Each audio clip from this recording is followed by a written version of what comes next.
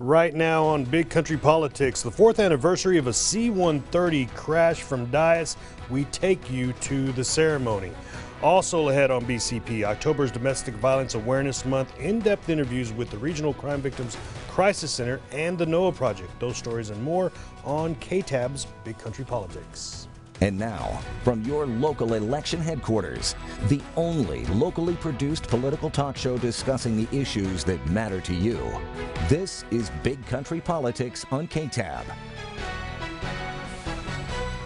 Well, thanks for being here for this week's edition of Big Country Politics. I'm Victor Sotelo. We start our show right now with our eye on Dyess Air Force Base. It's been 4 years since a C-130J crashed in Afghanistan, killing those on board. 4 of those airmen were on the aircraft were from Dyess Air Force Base. Friends, family, and fellow airmen remembered those heroes who were lost.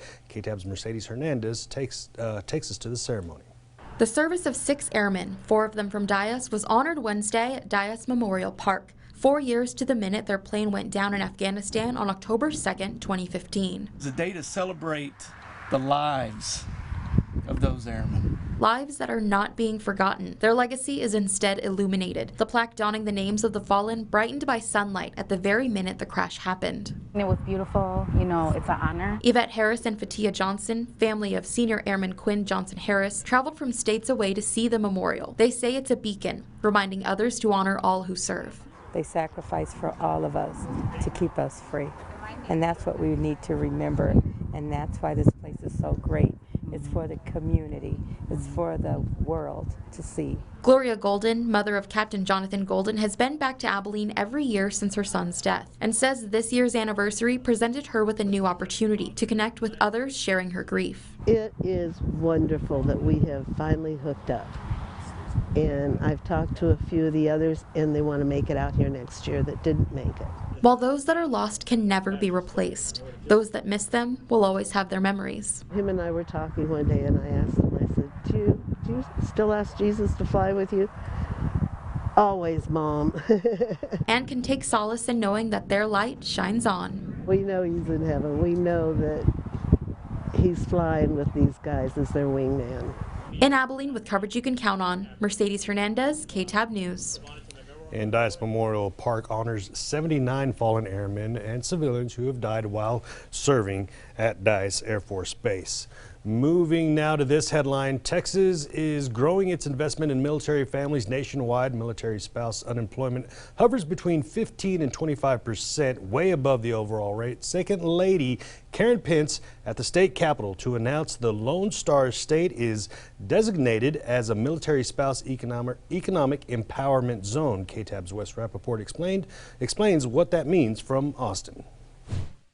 Military spouses are the home front heroes. Second Lady Karen Pence traveled to Texas to promote the expansion of a program that connects business owners with military spouses. The strength of our nation does not just come from those in uniform who fight to protect our freedoms.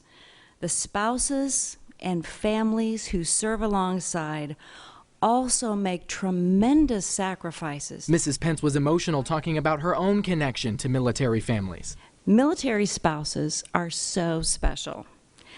I know that because here's where I get emotional. But we have one in our family.